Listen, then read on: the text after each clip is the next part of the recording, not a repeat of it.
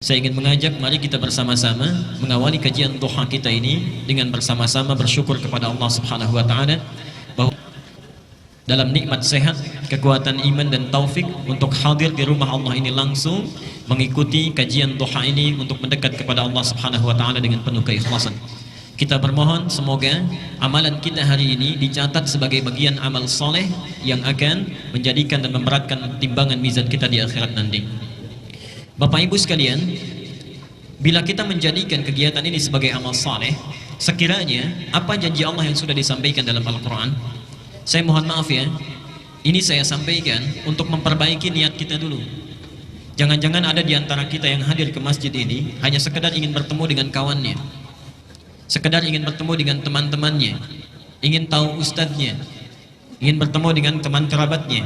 Maka mulai masuk ke ruangan ini, di rumah Allah ini, perbaiki niat kita semuanya lillah karena Allah. Jadikan sebagai amal soleh. Kalau itu kita lakukan, perhatikan janji Allah. Quran dulu, tercantum di surah ke-16 An-Nahl ayat 97. Quran surah An-Nahl surah ke-16 ayat 97. Man 'amila shalihan min dzakarin aw untha wa huwa mu'minun falanuhyiyannahu hayatan thayyibah. Subhanallah. Siapa saja yang beramal saleh, melakukan satu amalan kebaikan karena Allah, baik lelaki ataupun perempuan, yang amalnya didasari karena iman kepada Allah Subhanahu wa taala, bukan karena yang lain. Perhatikan janji Allah, itu langsung menggunakan huruf fa, bukan waw, bukan thumma, tapi fa. Perhatikan bedanya huruf ini dalam tafsiran bahasa Arab. Kalau menggunakan huruf waw, itu bisa jadi ada jeda yang sangat singkat. Jadi kalau saya katakan misalnya Ahmad yadhhab ila Jami' al-Ihsan wa Ali. Ahmad pergi ke Masjid Al-Ihsan dan Ali. Itu bisa jadi ada jeda. Ahmadnya pergi misalnya sekarang, Ali nyusul 5 menit kemudian. Okay. Ada yang kedua menggunakan thumma. Dhahaba Ahmad ila Jami' al-Ihsan thumma Ali. Ahmad pergi ke Masjid Al-Ihsan, kemudian Ali. Di sini jedanya agak panjang. Mungkin 1 jam kemudian, mungkin 2 jam kemudian. Tapi kalau kalimatnya menggunakan fa, artinya nyaris tak ada jeda. Dhahaba Ahmad ila Jami' al-Ihsan fa Ali. Ahmad pergi ke Masjid Al-Ihsan, lantas Ali. Jadi begitu Ahmad berangkat, Ali pun langsung berangkat.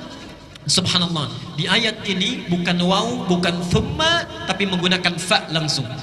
Man 'amila shalihan min dzakarin aw untha wa huwa mu'minun falanuhyiyannahu hayatan thayyibah. Maka Allah akan jamin untuk memperbaiki keadaan hidupnya. Subhanallah, Allah akan perbaiki keadaan hidupnya. Bukan hayah biasa, tapi hayatan thayyibah, dijadikan lebih baik dalam pandangan Allah Subhanahu wa taala. Mohon maaf, barangkali tidak semua orang yang hadir saat ini itu berada hatinya dalam keadaan yang tentram.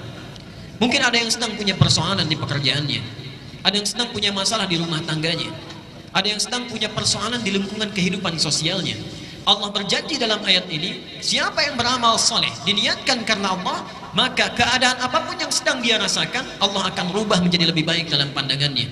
Jadi antum begitu masuk ke ruangan di rumah Allah ini, subhanallah, perbaiki niat kita, lakukan karena Allah, dan sampaikan kepadanya, duhai Allah, saya hadir di rumahmu ini untuk mendekat kepadamu, jadikan sebagai amal soleh, lalu minta kepada Allah kebutuhan yang kita mohonkan untuk dijadikan lebih baik.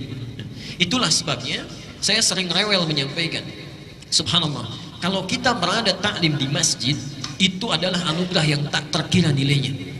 Perhatikan kalimatnya, tafsir dari ayat ini, bisa kita katakan demikian. Kalau antum masuk masjid, kalimat apa yang diucapkan? Baik. Lihat ya, masjid rumah siapa? Rumah Allah. Masuk rumah Allah Sang Khalik dengan masuk rumah kita, itu sudah lain aturannya. Masuk rumah kita, sebelum masuk kita ucapkan dulu Assalamualaikum. Tolong dicatat ini ya, hadisnya sahih.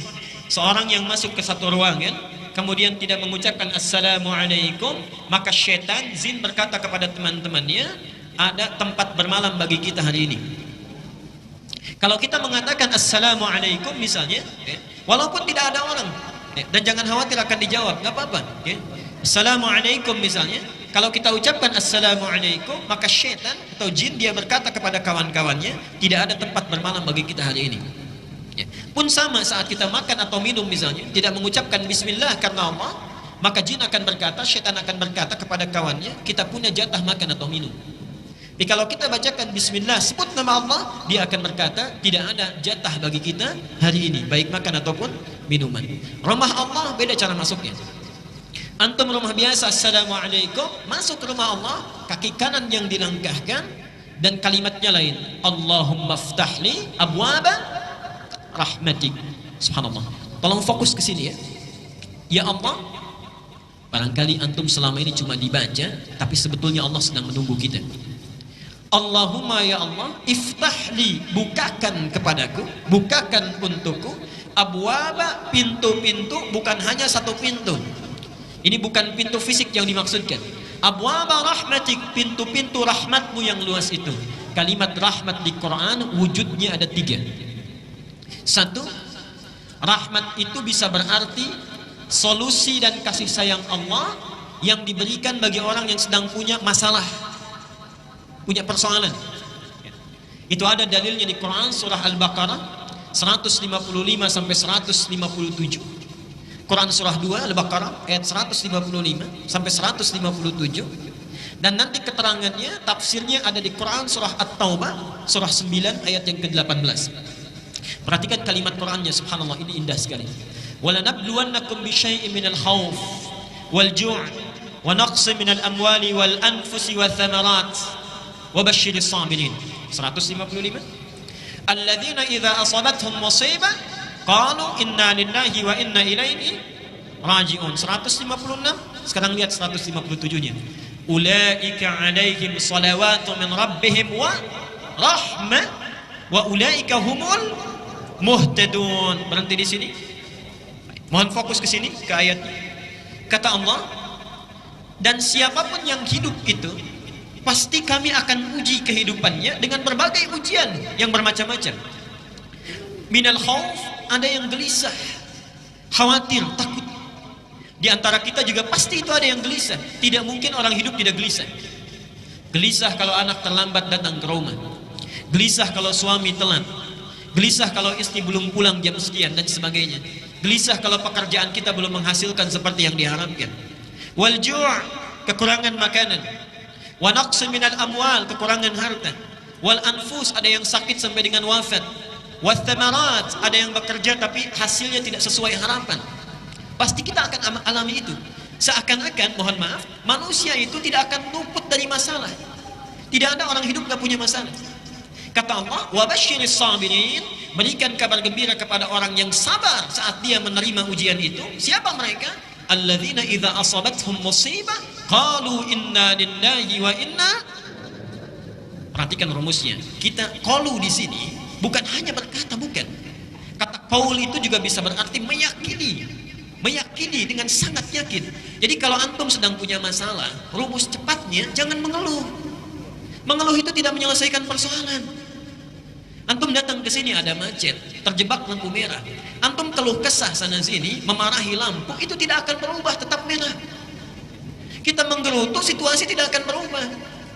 Jalan yang pertama kita lakukan, qalu inna lillahi wa inna ilaihi raji'un. Subhanallah, alhamdulillah, Allah sudah mengatur ini. Memang ini jalannya yang harus saya lalui. Kalau seseorang mendekat kepada Allah, lahir ketenangan dalam jiwanya. Kalau dia sudah tenang, dekat dengan Allah, perhatikan 157-nya. Ulaika alaihim salawatu min rabbihim. 1. Orang-orang yang punya sikap seperti ini dipuji oleh Allah. Wa rahmah, kalau sudah dipuji diberikan rahmat.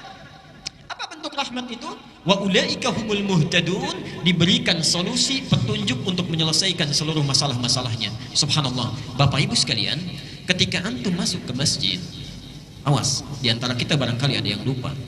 Dibuka pintunya, mengucapkan Allahumma ftahli abwaba rahmatik, bukakan pintu-pintu rahmatmu ya Allah. Ayat ini seakan-akan memberikan kesan Allah sedang menunggu kita punya persoalan apa. Diseakan-akan Allah ini di rumahnya ini sedang menunggu. Adakah di antara kita yang sedang gelisah hatinya? Adakah yang punya persoalan di pekerjaan dan hartanya? Adakah yang sedang sakit ingin meminta kesembuhan? Adakah yang sedang punya persoalan omsetnya barangkali tidak naik, stagnan, terus turun dan sebagainya? Antum masuk ke ruangan masjid, Allah sudah tunggu. Jadi kalau kita sudah berada di dalamnya, tunaikan salat 2 rakaat, duduk sibukkan diri kita untuk meminta kepada Allah Subhanahu wa taala.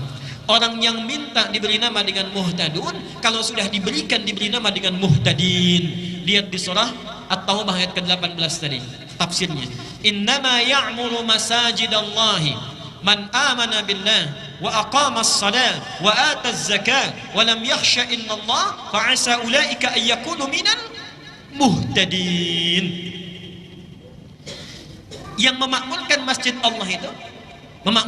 Allah itu kalangannya terbatas. Kalangannya terbatas, subhanallah. Itu hanya orang-orang yang yakin kepada Allah, menunaikan salat dengan konsisten, tunaikan zakatnya dengan baik, tidak pernah takut kecuali hanya pada Allah Subhanahu wa taala. Subhanallah, kata Allah, fa'asa ulaika ayyakunu minal muhtadin. Asa beda dengan la'alla. Kalau la'alla itu berjuang keras dulu baru dikasih. Karena itu ketika Allah menurunkan ayat tentang puasa di Ramadan, itu ujungnya ditutup dengan la'allakum. Terulang sebanyak 59 kali dalam Al-Qur'an. La'allakum itu artinya sesuatu baru diberikan kalau dia serius. Kalau serius. Karena itu jangan harap setiap orang yang puasa itu bisa takwa, belum tentu. Ketika la'allakum tattaqun menutup ayat Al-Baqarah 183, seakan-akan ada kesan yang bisa jadi takwa itu hanya orang yang serius puasanya. Yang tidak serius belum tentu dapat. Mungkin awal-awal puasa salatnya di saf terdepan, selesai puasa, maaf, masjidnya pun bisa tidak hafal. Mungkin bisa begitu. Hanya orang serius yang mendapatkannya. Tapi kalau antum bisa mendawamkan ke masjid, baru masuk saja, bahasanya bukan la'alla, asa. Asa itu kalau kita lakukan dengan yakin, Allah cepat kasih. Allah cepat kasih. Jadi mohon maaf ini ya, kalau antum sudah di masjid, ayo sibukkan dengan mendekat kepada Allah. Peluangnya ada, antum sedang dinanti ini.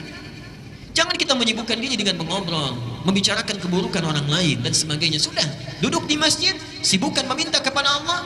Saya berikan rahasia untuk para ikhwan di sini, para ayah khususnya.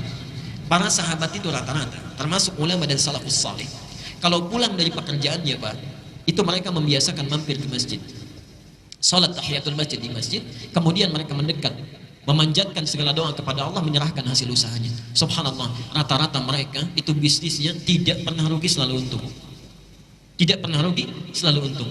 Bayangkan masjid di masa itu belum ada karpetnya, alasnya masih tanah, atasnya pelepah kurma, dan mohon maaf, apa namanya, tembok-temboknya itu sekatnya pelepah kurma, atasnya daun-daun kurma.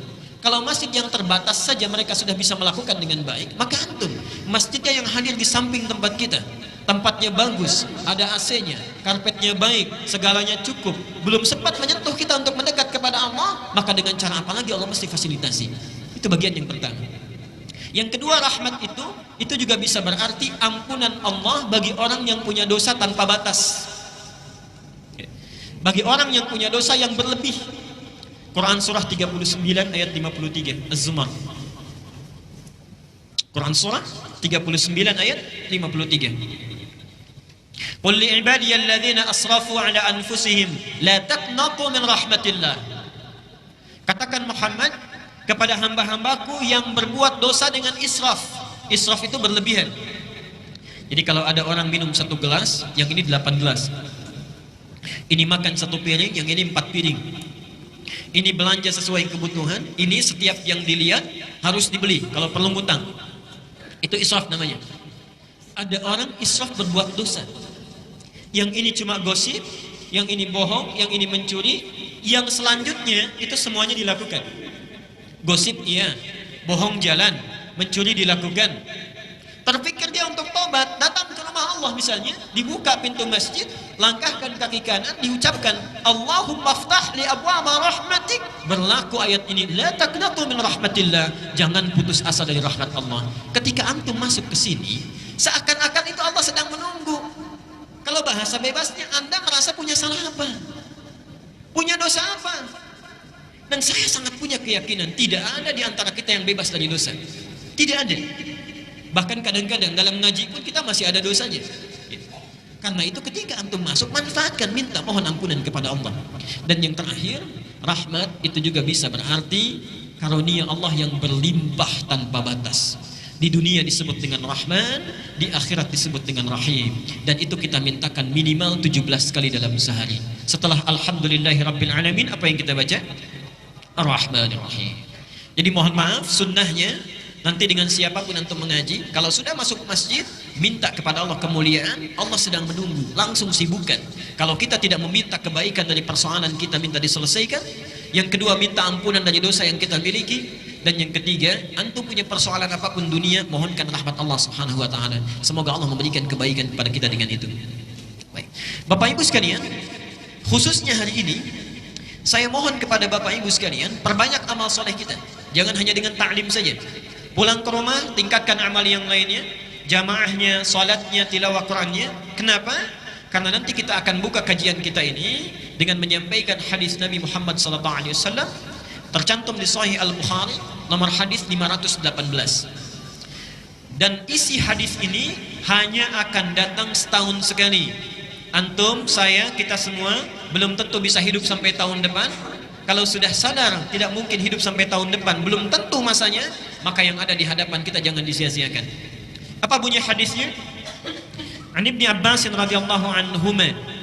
Hadis ini diriwayatkan oleh Ibnu Abbas, Abdullah bin Abbas. Semoga Allah memberikan ridha kepadanya dan kepada ayahnya Abbas. Qala, beliau menyampaikan, qala Rasulullah sallallahu alaihi wasallam, Rasulullah sallallahu alaihi wasallam bersabda, "Ma min ayyamin al-'amalu shalihu ahabbu ila Allah fiha min hadhihi al-ayyam al-'ashr." Kata Rasulullah sallallahu alaihi wasallam, saya terjemahkan dulu bagian dari hadisnya. Tidak akan ditemukan hari-hari dari sepanjang hari yang dilalui oleh manusia setiap tahunnya, yang kalau kita beramal soleh di hari-hari itu, subhanallah, amal soleh kita akan sangat dicintai, diistimewakan, dilipat gandakan pahalanya oleh Allah dibandingkan hari-hari biasa. Itulah 10 hari pertama di bulan Dzulhijjah. 10 hari pertama di bulan Dzulhijjah. Kalau kita bertanya berapa gambaran pahalanya, perhatikan, sahabat memberikan ilustrasi. Qalu, para sahabat bertanya, "Ya Rasulullah, wahai Rasulullah, walal jihadu fi sabilillah?" Apakah jihad fi sabilillah tidak mampu menandingi pahalanya kalau kita beramal di 10 hari pertama Dzulhijjah ini dengan keutamaannya? Qala Rasulullah sallallahu alaihi wasallam, dijawab oleh Nabi sallallahu alaihi wasallam, "Walal jihadu fi sabilillah." Bahkan jihad fisabilillah pun tidak bisa menandingi keutamaan amal soleh di waktu ini, illa rajulun, kecuali bila ada seseorang kharaja bi nafsihi wa malihi, yang dia berjuang dengan jiwa dan hartanya, thumma lam yarji' bidzalika min syai', kemudian dia tidak kembali lagi setelah dia berjihad, itu artinya wafat. Jadi kalau antum melakukan amalan kebaikan saat ini, kemudian kita perbanyak amal saleh kita, itu nilainya lebih tinggi dibandingkan fi sabilillah, kecuali kalau ada orang yang beramal satu amalan ini dia masih unggul, yaitu yang berjihad dengan harta dan jiwanya sampai dia wafat. Maaf ya, saya berikan gambaran dulu sebentar. Ini penting, saya khawatir terlewat ya. Kalau antum masih belum termotivasi sekiranya untuk beramal, memperbanyak amalan, ayo saya berikan gambaran sederhana saja. Sekarang masing-masing tanyakan pada diri kita, berapa usia kita? Oke? Dijawab masing-masing saja. Saya tahu rata-rata 17 tahun ke atas ya. Oke? Misal, ambil rata-rata 40 tahun. Penelitian menunjukkan, dan sering saya sampaikan ini, setengah usia manusia itu dipakai tidur. Dipakai tidur. Jadi kalau orang usia 40 tahun, yang tidur berapa tahun? Sisanya beraktivitas. Baik. Makannya, minumnya, salatnya, ngobrolnya, bekerjanya, termasuk maksiatnya ada di sini. Maaf, kalau antum wafat hari ini, misal detik ini pas misalnya wafat kita, baik. Kira-kira rumah kita yang kita bekerja keras puluhan tahun untuk dibangun itu dibawa tidak? Tidak, baik. Mobil dibawa? Handphone? Baik. Kalau tidak, diinfakkan aja di sini ya, supaya bisa ditukar. Baik. Amal soleh ya. Yang dibawa apa? Amal soleh. Ibadah kan? Baik. Ibadah. Saya mau tanya, Dari 20 tahun beraktivitas, yang jadi ibadah berapa tahun? Ambil setengahnya bisa, 10 tahun. Artinya, awas, hati-hati. Masih sempat kita bisa tertawa. Hati-hati. Jangan-jangan kita wafat, bekal kita belum cukup.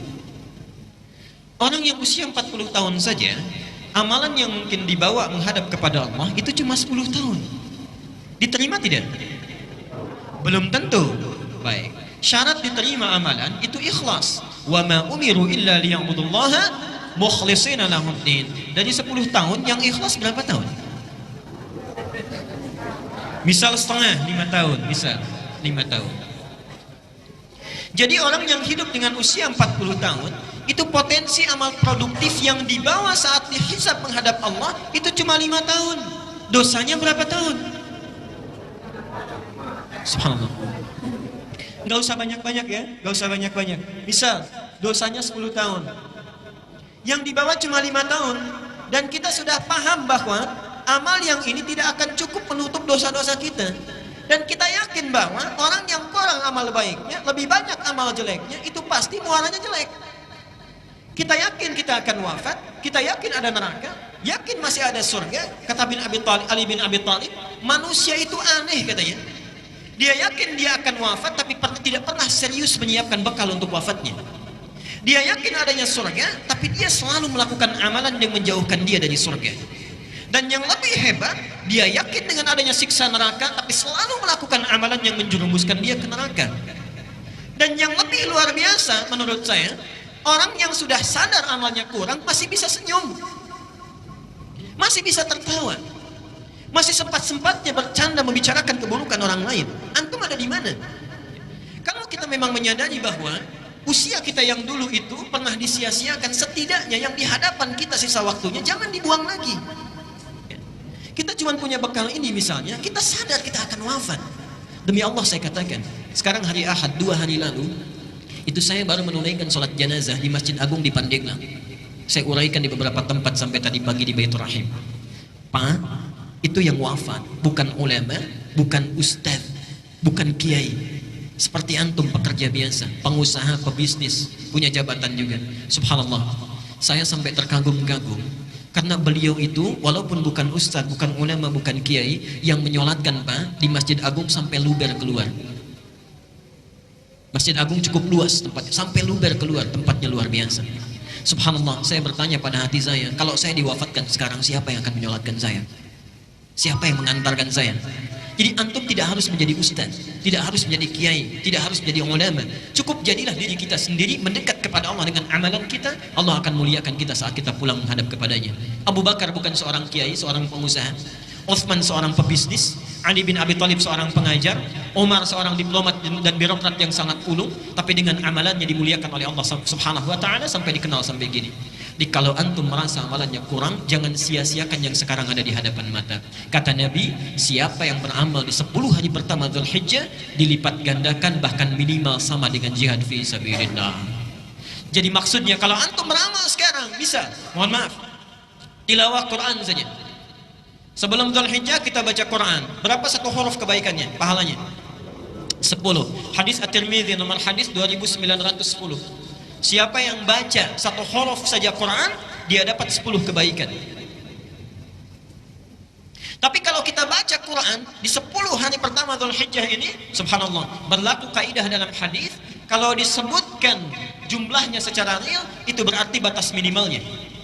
Tapi kalau tidak disebutkan jumlahnya, artinya sangat banyak, tak terbatas. Saking banyaknya sulit untuk dituliskan berapa batas minimalnya.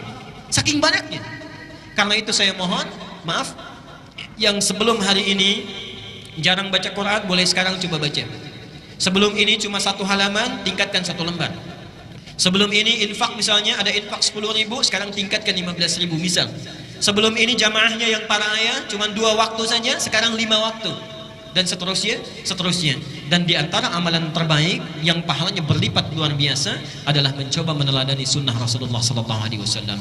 Dan itulah sebabnya kita berkumpul untuk belajar pada kesempatan kali ini. Bapak Ibu sekalian, karena itu mari kita manfaatkan menghidupkan sunnah Nabi. Setidaknya di 10 pertama Dzulhijjah ini, Sehingga mudah-mudahan dengan itu semua pahala yang didapatkan oleh kita dengan izin Allah menjadi semakin berlipat. Dan nyatalah janji Nabi sallallahu alaihi wasallam, man ahabba sunnati faqad ahabbani wa man ahabbani kana ma'i fil jannah. Siapa yang mencintai sunnahku maka dia telah mencintaiku, dan siapa yang mencintaiku sungguh dia akan bersamaku di surga nanti. Mudah-mudahan dengan amal soleh kita hari ini kita akan dipertemukan dan tinggal bersama Rasulullah sallallahu alaihi wasallam di yaumil akhir kelak. Tidak cukup dengan amin nanti itu ya, dilihat dulu kemudian dipelajari dan diamalkan. Baik. Mari kita teruskan dulu. Kita fokus sebentar. Kita sudah membahas beberapa tuntunan sunnah Rasulullah. Saya akan lihatkan slide-nya dengan cepat supaya kita mengingat kembali. Dan bukan sekedar mengingat, kalau saya tayangkan dari awal, artinya itu seperti bertanya pada diri kita masing-masing. Antum sudah mengamalkan sejauh mana? Oke. Ingat, kita sudah beberapa bulan berlalu, jangan-jangan satu pun belum diamalkan. Mari kita lihat di dalilnya. Tuntunan saat bangun dari tidur. Saya ingatkan kembali. Satu, duduk sejenak, sunnah nabinya. Yang kedua, mengusap mata menghilangkan bekas ngantuk. Yang ketiga, baca doa bangun tidur. Alhamdulillahilladzi ahyana ba'dama amatana wa ilaihin nusyur. Saya ingatkan lagi, coba perhatikan kajian kita yang lalu. Ketika kita membaca doa itu bukan doa biasa. Alhamdulillahilladzi ahyana ba'dama amatana. Bersyukur kepada Allah yang memberikan kita kesempatan untuk hidup kembali setelah sebelumnya diwafatkan. Nah, artinya apa? Memberi kesempatan memperbaiki keadaan kita yang lalu.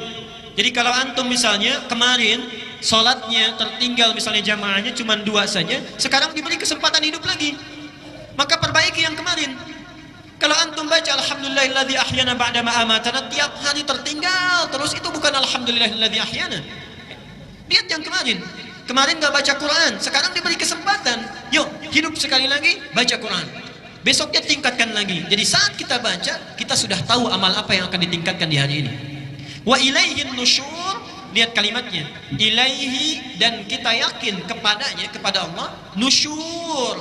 Nusyur itu punya 2 arti. Satu, bertebaran beraktivitas.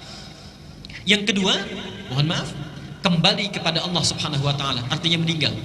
Ketika kita mengucapkan ilaihin nusyur, artinya kami sekarang bertekad untuk bertebaran beraktivitas untuk mencari bekal pulang. Artinya orang yang membaca doa ini, dia sudah siap berkomitmen menjadikan semua aktivitasnya sebagai ibadah kepada Allah subhanahu wa ta'ala. Jadi kalau antum baca Alhamdulillahilladzi ahyana ba'dama amatana wa ilaihin nusyur, tapi minumnya tidak disebut nama Allah, itu doanya ada yang kurang sempurna. Berangkat ke kantor tidak menyebut nama Allah, bismillah, ada yang kurang sempurna. Orang yang membaca doa itu setiap detik di ibadah. Subhanallah. Qiyaman wa qu'udan wa 'ala junubihim. Dia berdiri, dia duduk, ataupun dia berbaring, semuanya ibadah mendekat kepada Allah Subhanahu wa taala. Karena itulah untuk menguatkan tekad kita, yang keempat, dibaca 10 ayat terakhir di surah Ali Imran. Supaya ini tafsirnya. Ketika membaca wa ilaihin nusyur, apa tafsirnya? Inna fi khalqis samawati wal ardi wa ikhtilafil laili wan nahari la ayatin liulil.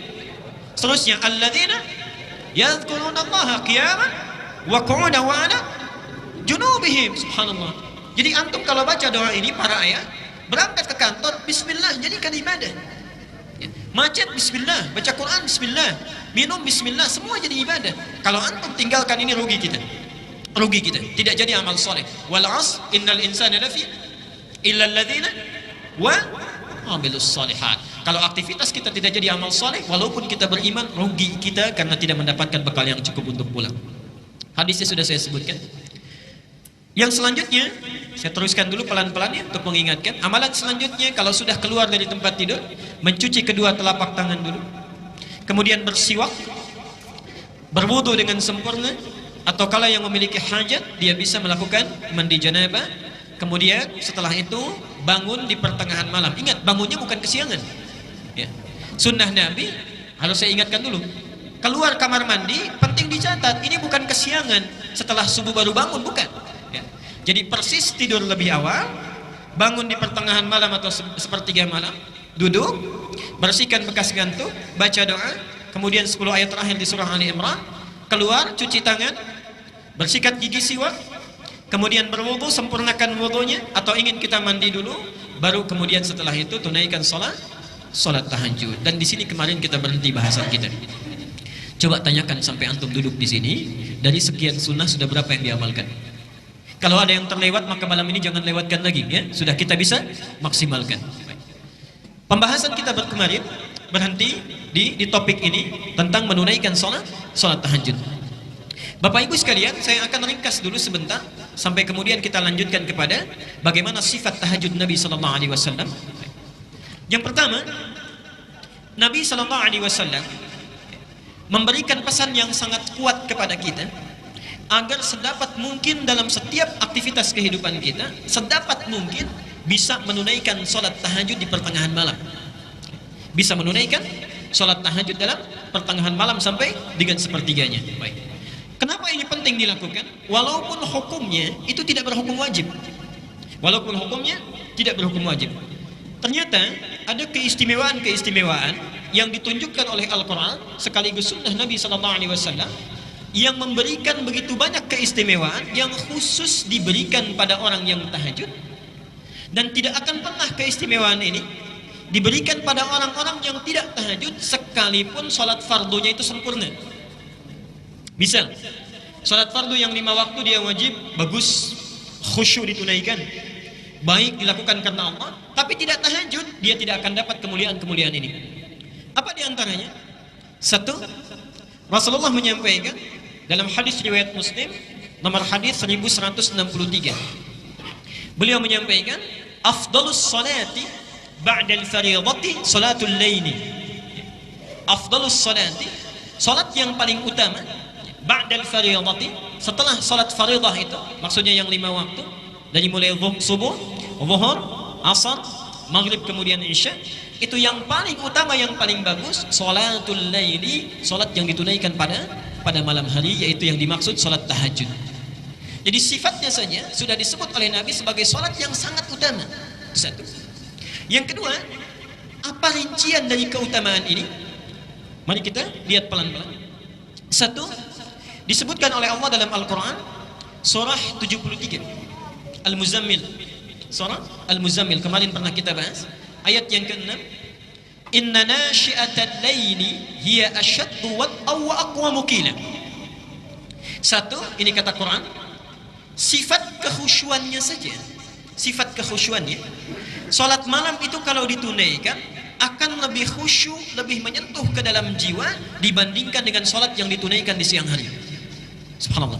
Inna nasyi'atal laili, sungguh bangun malam itu, hiya asyaddu wat'aw wa aqwamu qila, dia akan lebih menyentuh ke dalam jiwa, wa aqwamu qila, dan memberikan semangat yang kuat tatkala kita menyebutkan berbagai permohonan kepada Allah. Tolong jeli ya, jeli membaca ayat ini. Silahkan dibuka ayat 7 sampai 8-nya. Dibuka ayat 7 sampai 8-nya.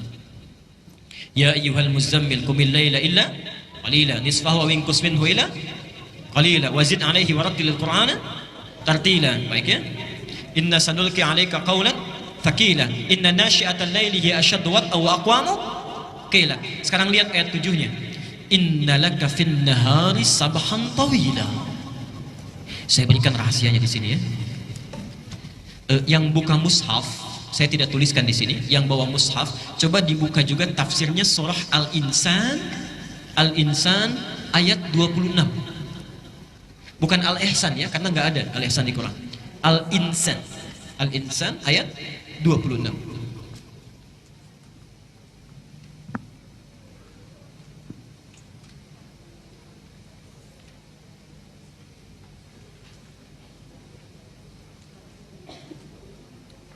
Saya akan tunjukkan betapa Allah menyindir kita dengan bahasa yang sangat halus sekali. Kita buka di surat 73 dulu. Al-Muzammil, inna laka fin nahari. Lihat sini rumusnya, saya garis bawahi. Sabhan tawila. Ini. Lihat sini. Ini yang di Al-Muzammil ayat ke 7. Oke? Sungguh kata Allah, inna laka fin nahari, sungguh engkau itu pada saat siang sabhan tawila, begitu banyak dan sibuk betul aktivitasnya. Kalau bahasa bebasnya, subhanallah, kamu itu betapa sibuknya pada saat siang. Pekerjaannya untuk kehidupan dunia kita saja. Kerja, sana sini, makan, minum, bahkan tidur dan sebagainya. Jadi siang itu seakan-akan tidak ada waktu untuk Allah. Paling cuma 1 menit, 2 menit, 5 menit, 10 menit. Kadang-kadang sholatnya juga kalau ada rapat buru-buru. Ibu juga misalnya sedang sholat, dengar ada diskon, kadang-kadang buru-buru. Ya. Subhanallah, innalaka fin nahari sabahan tawila. Kata Allah, kamu itu saat siang begitu sibuk luar biasa. Wadhkur isma rabbika wa tabattal ilaihi tabtila. Subhanallah, perhatikan di sini ya. Kata Allah, kenapa tidak luangkan waktu sedikit saja di malam hari agar engkau bisa berzikir kepadaku. Siang hari kita sibuk dengan makhluk, kapan waktunya untuk sang Khalik? Sedangkan setiap waktu Allah memperhatikan kita. Dan hebatnya manusia, kalau lagi butuh cepat ke Allahnya minta gitu kan. Allah menyindir kita dengan sangat halus. Anda itu siang kok sibuk sekali. Kalau malam dipakai apa? Sudah siang sibuk, malam tidur juga. Siangnya sibuk, wa ja'alna an-nahara ma'asha, sibuk beraktivitas, malamnya tidur. Cita-cita masuk surga. Cita-cita masuk surga. Kata Allah, subhanallah, wadhkur isma rabbika wa tabattal ilaihi tabtila. Kenapa tidak luangkan waktu sedikit saja untuk menyebut nama Tuhanmu, mendekat kepada Allah? Baik. Nah, disebut di ayat lain di Al-Insan itu, di Al-Insan maaf, ayat ke-26. Perhatikan di situ. Wa minal laili fasjud lahu wasabbihhu lailan tawila. Lailan tawila. Dan di antara sementara malam, tidak usah semuanya. Allah nggak minta kita semua malam, tidak. Sedikit saja kita bangun.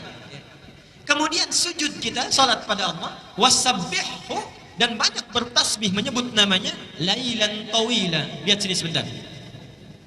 Garis bawahi dulu. Saya tidak akan menafsirkan yang ini dulu. Saya akan tafsirkan yang ini dulu. Bapak Ibu sekalian, perhatikan bedanya Allah dengan makhluk, sang Khalik dengan makhluk. Kalau makhluk minta, manusia minta, biasanya setiap permintaan dan perintahnya itu harus ada kompensasi, timbal balik. Sifat kedua, kalau diminta sekali masih mungkin beri, walaupun kemungkinannya juga belum tentu diberi. Walaupun kemungkinannya belum tentu diberi. Pak, boleh minta kertas 1? Mungkin diberi. Boleh minta handphonenya? Belum tentu diberi, baik kan? Belum tentu diberi. Minta sekali diberi, kedua kali belum tentu diberi, 3 kali bisa marah. Sang Khalik lain, diminta sekali senang, 2 kali lebih senang, berkali-kali sangat senang. Tidak minta malah marah, tidak minta malah marah. Dan hebatnya ketika Allah menyindir kita untuk coba bangun sedikit saja, tujuannya bukan supaya kita menunaikan sholatnya, bukan. Tapi Allah tahu bahwa barangkali saat kamu sibuk itu kamu punya banyak masalah. Subhanallah. Ini sindiran sangat halus sekali, seakan-akan dengan sifat rahmatnya. Hai hambaku, barangkali engkau saat sibuk di siang hari, waktu kamu itu padat, barangkali punya masalah. Coba bangun sedikit saja, saya selesaikan masalah yang kamu miliki pada saat siang itu. Apa masalahnya? Coba lihat. 1, lihat kata Allah pahalanya Al-Isra ayat 79 sampai 82. Saya cepat, saya uraikan pertemuan yang lalu. 1, wa minal laili fatahajjad bihi nafilatan laka asa 1 ayyab'atsaka rabbuka maqaman mahmuda. Allah akan angkat derajat, karir, pekerjaan orang yang punya masalah ditempatkan di karir terbaik. Seakan-akan saat malam antum sibuk kalau bekerja siang hari, malam itu ditunggu. Ada nggak yang punya masalah di pekerjaannya? Wa qur rabbi adkhilni mudkhala sidqin.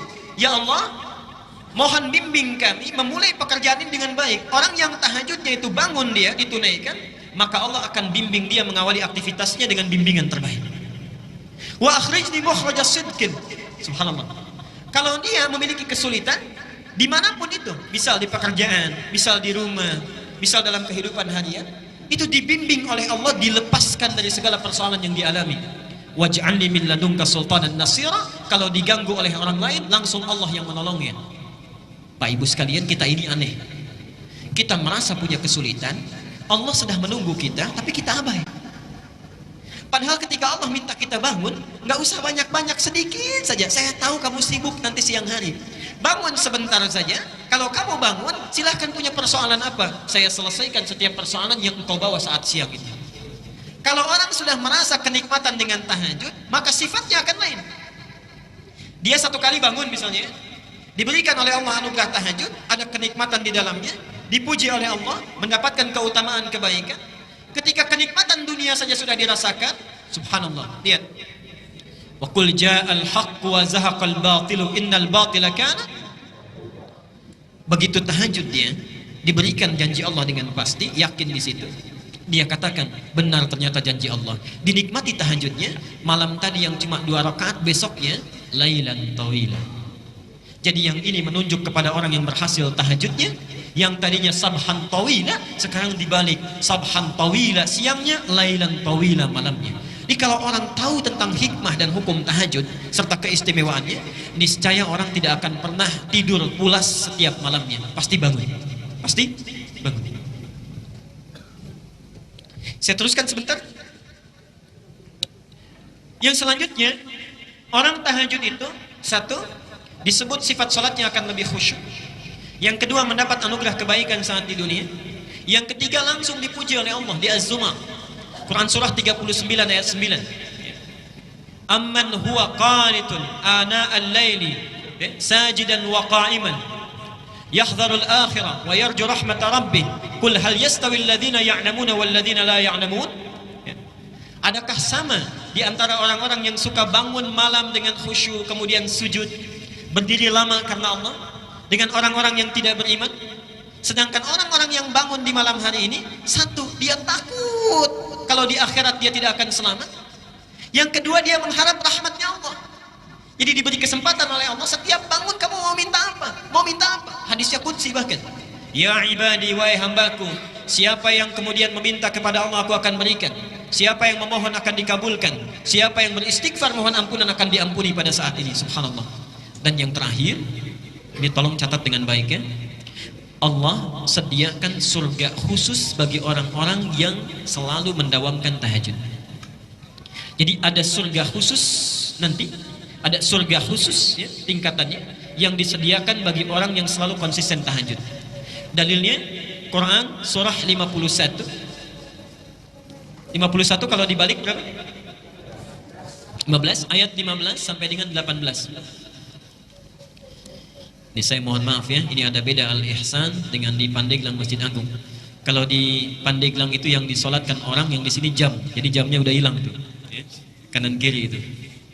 Disampaikan tadi jamnya sudah mati Pak Kadi, jadi nggak sempat lihat jam berapa sekarang. Tapi saya teruskan sebentar. Perhatikan ayatnya. Innal muttaqina fi jannatin wa 'uyun. Sungguh ada orang-orang yang bertakwa itu yang tinggalnya nanti di taman surga. Mohon antum dari sekarang siapkan kira-kira surganya mau di mana. Saya ingatkan lagi ya supaya tidak lupa. Surga itu terbagi 4 level di Quran. Hati-hati, ada 4 level surga. Nanti di setiap level ini sering orang mohon maaf agak keliru memahaminya. Setiap levelnya di situ nanti ada tingkatan, ada surga Aden sampai yang tertinggi Firdaus. Level pertama paling tinggi itu surga bersama Rasulullah sallallahu alaihi wasallam. Surga bersama Rasulullah sallallahu alaihi wasallam. Di sini dibagi 2. Ada yang langsung bersama Nabi, ada yang bertetangga dengan Rasulullah sallallahu alaihi wasallam. Yang langsung bersama Nabi, hadisnya sahih, man ahabba sunnati wa faqad ahabbani wa man ahabbani kana ma'i fil jannah. Siapa yang cinta dengan sunnahku, maka dia sungguh telah mencintaiku. Dan siapa yang mencintaiku, maka dia akan bersamaku di surga nanti. Kana ma'i, yarhamukallah. Kana ma'i, dia akan bersamaku. Yang bertetangga dengan Nabi, perhatikan hadisnya, ana wa kafilul yatimi kahataini fil jannah. Saya dengan pemerhati anak yatim nanti seperti ini di surga, dekat. Okay. Dekat, bertetangga. Level kedua itu orang yang tinggal di taman surga. Yang tinggal di taman surga. Apa keistimewaan taman surga ini? Taman surga ini keistimewaannya dibandingkan dengan surga biasa langsung disifati oleh Quran, akhidina ma atahum rabbuhum. Kalau surga yang lainnya, misal antum masuk surga di kelas biasa misal, itu kalau ingin minum saja ada pelayan namanya wildanun mukhalladun. Kalau laki-laki dilayani oleh bidadari yang sangat cantik luar biasa. Kalau perempuan oleh pangeran-pangeran surga.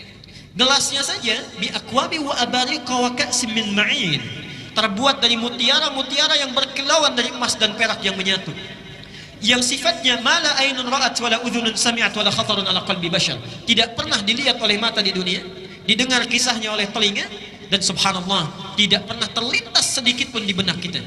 Itu surga kelas biasa. Tapi surga, di taman surga, perhatikan, kalau antum butuh apa-apa, itu Allah langsung yang kasih. Kun fayakun ada. Akhirina ma atahum rabbuhum innahum kanu qabla dzalika muhsinin. Mereka langsung dibalas oleh Allah, ingin apapun subhanallah langsung ada Allah yang berikan. Sungguh mereka itu adalah orang-orang yang ihsan saat di dunia. Apa cirinya? Ternyata ciri pertamanya itu orang yang konsisten tahajud. Lihat, kanu qalila minal laili ma yahja'un. Ciri pertamanya, orang-orang ini saat di dunianya sedikit tidurnya. Subhanallah. Sedikit tidurnya. Dia hidupkan malamnya. Ini insya Allah antum mirip-mirip ya. Kalau di situ sedikit tidur, di sini sedikit-sedikit, tambah sedikit ya. Baik. Kanu qalila minal laili ma yahja'un. Jadi kalau kita rajin tahajud, ya, kita dawamkan ibadah ini, subhanallah, itu surganya yang sudah menanti minimal taman surga. Taman surga itu minimal. Ya. Kalau antum misalnya tambah lagi dengan yang lain, kita dawamkan misalnya subhanallah, sholat sunnahnya yang qabliyahnya 12 rakaat tidak pernah ditinggalkan, didawamkan terus, dibikinkan rumah lagi, dibikinkan istana di dalam surga. Kalau antum tinggalkan canda yang tidak bermanfaat, misal canda yang tidak bermanfaat itu yang ada bohongnya hanya untuk membuat orang lain tertawa misalnya, itu subhanallah dibangunkan oleh Allah istana di pinggiran surga. Di pinggiran surga. Alhamdulillah masih penting dapat istana ya. Di pinggiran surga. Baik, villa lah kalau dalam bahasa kita. Kalau orang yang meninggalkan perdebatan, misal ada debat kusir dan lain sebagainya, kita sudah tidak nyaman dengan itu, kita tinggalkan karena Allah, dibangunkan di dalam surga. Dan orang yang memelihara amal-amal solehnya, diperbaiki lagi, dibangunkan rumah di puncak tertinggi di surga. Sekarang, antum kira-kira sudah merencanakan mau tinggal di mana? Saya cuma kasih dua pilihan. Kata Quran, minimal, ini yang paling minimal. Minimal itu kita harus ada di kelas 3. Yang ketiga itu tempat surga yang seluas langit dan bumi. Seluas langit dan bumi. Dalilnya ada di Ali Imran, nomor ayat 133 sampai 134. Quran surah 3 ayat 133 dan 134. Lihat ayatnya. Wasari'u ila maghfiratin min rabb wa jannatin arduha samawati wal ardu 'iddat lil muttaqin. Subhanallah. Sejenak. Kata Allah, segera engkau beristighfar kepada Allah. Mohon ampun taubat kepadanya. Dan bahkan punya cita-cita minimal punya rumah di surga seluas langit dan bumi. Subhanallah. Itu minimal yang akan disediakan bagi orang yang takwa. Apa amalannya? Ustaz, saya nggak sempat kalau tahajud. Tilawah Quran saya kurang bagus. Puasa juga kayaknya kurang mampu. Apa yang bisa dilakukan? Subhanallah. Lihat 134-nya. Alladzina yunfikuna fis sarra'i wad dharra. Dia gemar membantu sesamanya. Ada tetangganya kurang dia bantu. Walaupun cuma cukup air putih, dia bantu orang lain. Apa yang bisa dia persembahkan dia berikan. Wal kadhiminal ghaidha. Dia sanggup menahan amarahnya. Wal 'afina 'anil nas, ada orang salah dia maafkan. Jadi antum misalnya kalau sadar diri kita punya kemampuan amalan, tidak bisa melakukan yang lain, tunggangi yang lainnya. Pak, ada seorang pemuda, ini kisah ayat ini disampaikan. Seorang pemuda, Rasulullah sedang ta'lim seperti ini. Tiba-tiba kata Nabi, saya dengar langkah penghuni surga. 3 kali disebutkan, Ali dengan Mu'adz itu penasaran. Ketika penasaran diikuti sampai rumahnya, dilihat orang ini satu tidak tahajud. Yang kedua, bacaan Qur'annya terbata-bata, tidak lancar. Subhanallah. Yang ketiga, saat Mu'adz dan Ali puasa, dia tidak puasa sunnah. Besoknya penasaran ditanya, kata orang ini, kata pemuda ini, lastu min ahli tahajud. Saya memang tidak mendawamkan tahajud. Walastu min ahli siyam. Saya pun bukan termasuk orang yang ahli puasa. Walam ujid qiraatal Qur'an, dan bacaan Quran saya tidak sebagus kalian. Perhatikan jawabannya. Walakin indi amalun afrahu bihi amama rabbi. Tapi saya punya satu amalan yang saya harapkan banggakan di hadapan Tuhanku Allah Subhanahu wa taala. Apa amalannya? Setiap sebelum tidur berusaha memaafkan orang yang punya salah kepadanya. Berusaha memaafkan orang yang punya salah kepadanya. Yang terakhir, ini surga yang keempat, ini tingkatannya para ulama mengistilahkan surga kelas ekonomi yang biasa. Tidak disebutkan bagaimana keutamaannya, yang penting surga saja, surga saja. Nabi hanya menggambarkan mala ainun ra'at wala udhunun sami'at wala khatarun ala qalbi bashar. Kalau antum bercita-cita dari sekarang, tolong rencanakan kira-kira satu keluarga mau di mana. Awas ya, ini saya serius. Jangan sampai ibunya itu ada di tingkat 3, bapaknya di tingkat 2. Yang menarik, anaknya di tingkat 1. Awas, hati-hati. Berlaku hadis Nabi, saat kita masuk surga, dibukakan pintu surga, itu baru masuk, tempatnya belum. Kita memiliki tempat kita, itu diminta baca Quran dulu. Faqra warattil fa inna akhira qiraatika akhiru manzilatika. Baca Quran yang biasa engkau baca di dunia itu dengan tartil. Kenapa bahasanya ada tartil? Tartil di sini agak panjang karena ibu bapak sekalian, saya ilustrasikan dan tidak sesuai gambaran ini dengan kenyataannya nanti. Allahu a'lam. Ketika orang diminta masuk oleh malaikat ke surga, dibukakan pintu surga, ya. Salamun alaikum bima sabaratum. Selamat, Anda bisa masuk surga dengan sabar karena sabar saat di dunia. Udkhuluha bisalamin aminin. Silahkan masuk dengan tentram. Baru masuk. Saat akan naik ke tempatnya di surga, diminta baca Quran dengan tartil. Kenapa bahasanya itu agak lambat kemudian tartil? Subhanallah. Karena orang saat naik ke surga baru satu tingkat melihat keindahan yang luar biasa. Seakan-akan dia tidak mau cepat-cepat. Ingin dilihat dulu, naik lagi, naik lagi. Fa inna akhira qiraatika akhiru manzilatika. Di akhir bacaan kita, disitulah kita tinggal. Disitulah kita tinggal. Mohon maaf, digambarkan dalam riwayat, banyak orang yang menyesal masuk surga. Orang menyesal masuk neraka, wajar. Tapi masuk surga, ada sesuatu yang aneh. Kenapa menyesal? Yang satu ketika naik, baca biasa 10 ayat, temannya 20 ayat. Begitu berhenti di situ, temannya naik ke atas. Yang satu 30 ayat, temannya naik ke atas. Yang satu lebih tinggi lagi. Awas, jangan-jangan anak antum hafal Quran, antum biasanya baru 10 ayat. Ibunya baru 30 ayat. Anaknya sudah di atas, orang tuanya masih di bawah. Sedangkan Allah menawarkan saat kita di dunia. Surah 53 ayat 21. Allah menyediakan satu surga untuk keluarga besar. Walladzina amanu wattaba'athum dzurriyyatuhum biimanin alhaqna bihim dzurriyyatahum. Dan para orang tua yang beriman, kalau diikuti oleh anak cucunya baik seluruhnya, maka kami akan himpun mereka di satu tempat di surga langsung. Satu tempat di surga. Baik. Karena itu saya mohon, saat ini kalau kita belajar tahajud, bapak kalau bangun jangan sendirian, Pak. Lihat, rencanakan dengan istri, Ma, kita bangun malam ini. Istri juga begitu, Pak, kita bangun malam ini. Kalau capek mungkin papa yang istirahat atau sebaliknya. Kemudian mama yang berdoa. Anak punya kemampuan, bangunkan. Subhanallah.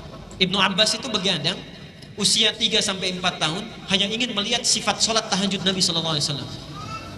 Seorang Ibnu Abbas. Jadi mohon rencanakan dari sekarang beramal dengan amalan satu keluarga. Saya teruskan dan di sini kita berhenti dulu kajian kita. Sekarang sifat tahajud Rasulullah SAW. Nanti kita akan jeda dulu sejenak di sini, kita buka untuk diskusi dulu. Bapak Ibu sekalian, kalau sekarang kita sudah merencanakan, insya Allah saya akan bangun malam nanti misal, kemudian kita sudah siap untuk tahajud. Bagaimana cara Nabi mengajarkan kita tahajud? Bagaimana sifat sholatnya? Disampaikan oleh para sahabat, yang lebih banyak diriwayatkan oleh kerabat Nabi SAW.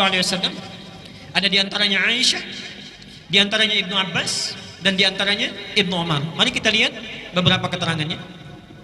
Satu, dari segi bacaannya, Nabi SAW diriwayatkan hadis dari Al-Bukhari nomor hadis 3569 dan hadis Muslim nomor hadis 738. Ini hadis diterima dari Aisyah radhiyallahu anha. Kata Aisyah, adalah Rasulullah SAW selalu menunaikan qiyamul lail, salat malamnya itu, selalu menunaikan salat malamnya, baik di Ramadan ataupun di luar Ramadan. Kata Aisyah, itu ditunaikan dengan 4 rakaat. Jangan tanya tentang bagus bacaannya, jangan tanya tentang panjang bacaannya. Kadang disatukan, jangan tanya tentang panjang dan bagusnya. Artinya apa? Sunnah saat kita menunaikan tahajud, Mohon maaf, kita bisa fokus di sini. Sunnah saat menunaikan tahajud sedapat mungkin dibaca dengan tartil, berapapun ayat yang bisa kita hafalkan dan bisa kita baca. Sedapat mungkin dibaca dengan tartil. Mari kita lihat sebentar. Saya beri contoh. Misal, antum ingin menunaikan tahajud, baru hafal 50 ayat Al-Baqarah. Misal, kenapa ada is? 50 ayat Al-Baqarah. Ditunaikan misalnya 11 rakaat. Kita bagi 50 jadi 11, berapa? Kurang lebih? Baik ya. Ada yang 4, ada yang 5 ya.